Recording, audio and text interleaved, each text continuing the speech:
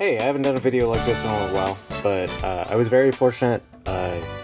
The folks at Turtle Beach sent me the PR email for the Recon Controller, and I asked if they had any review units, and they did. So they sent me one, and I thought, I should take a look at this, and at the very least do some sort of video to show it off. So here it is. This is the Recon Controller. Retails for $59.95, so slightly less than an official series controller for the Xbox. And it's got a bunch of neat little things about it that allow it to do some cool stuff that you can't quite do with just your standard controller. So I'm gonna pop this open and we'll take a look at it. I always enjoy when they've got like a little cloth tag on a cardboard and plastic container. I don't know, small nice touch. Alright, so we have the controller itself, and a nice quick start guide, as well as whatever other marketing materials you might need. Information on how to do all of the things that this can do. I'm going to focus on just a couple of these small bits, but there's the controller itself.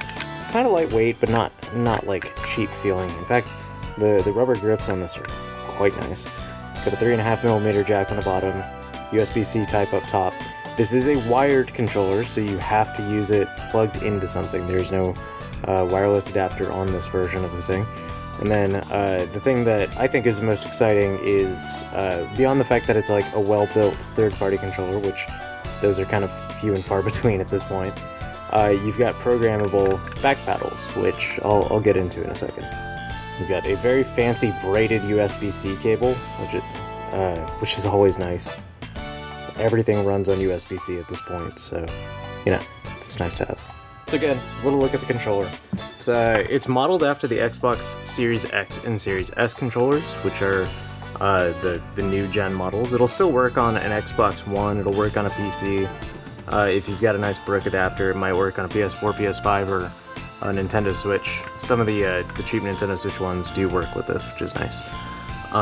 You can manually control your game volume on the controller, and you can adjust the chat volume there, and that's for your 3.5mm controller there. It's got like a sound boosting mode with this what they call the super sound hearing, which is probably just a nice EQ setting. And then the ability to mute yourself directly on the controller, which is a really nice function. There are a lot of times that I want to bite a chip or something while playing a video game, and I don't want to set everybody else in my party through that. It's also got the middle button, the share button here, which is, I imagine that has to work also on the older version of the Xbox, but that is something that they added in with the series controllers. And then you've got these buttons here, which are great. I can't use controllers anymore that don't have these back buttons. Right now I'm playing through the Metroid series, the original, and for that I like A and X for jump and shoot. I have sometimes a hard time like jumping and shooting at the same time. There's a minor thing. What I like to do is map this button here to A and this button to X. And so I can jump with my middle finger and shoot with my thumb. It makes it easier for me to do the things that I want to do in the game. And that's also great for things like Destiny, which I play a lot of, in which I've got this map to A and this map to X. So jump and reload.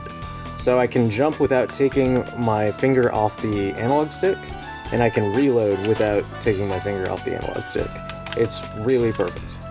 Now the thing that this is competing against, really for my money, is this, which I use as my daily driver. It's the Xbox Series V2. This thing is great. It feels like some nice sports car material. It's very heavy. It's got programmable back buttons. It's got 4 of them, although I really only ever use the 2. And then the ability to change the throw on the analog triggers. So that's great. This is 3 times as much as this. And unless you just spend way too damn much money on video games, I would really recommend this to anybody over this. Not to mention the build quality on these, they fail pretty frequently. Mine has had a little imperceptibly frustrating sound when you press up on the D-pad. It's got kind of a squishy sound, And even though, you know, can take that off, can't see what's causing that sound. And if I take it apart, that voids the warranty. Not that they're going to honor the warranty anyways. I'm not bitter. For $60, you can have yourself all of the build quality and function, and a little bit extra with the additional programmable buttons of the Elite V2 in a just far more affordable package. And really the only negatives, there are two of them that I can really say for, and it's the fact that it's wired only. Wired is ideal for pro gamers who want the lowest input latency possible, but you know, if you want to casually play some games but still have the nice features, unfortunately you are still going to have to stick with that USB-C cable. One thing this has over this one is the share button here is an actual share button. This was released with the Xbox One X, not with the Xbox Series. So this button actually only cycles through programmable options. So yeah, for my $60, which admittedly I did not spend because this was sent to me for review purposes, I would highly recommend the Turtle Beach Recon Controller. It comes in black and white. I wouldn't recommend the white because, you know, white controllers tend to get a little dirty, especially when they're made of rubber. It's a fine controller that I'd recommend for pretty much anybody. It's got all the function of the $180 controller for a third of the price. And then like a little bit more. Thanks for watching, and I'll try to have more fun videos for you to enjoy in the future. Thanks.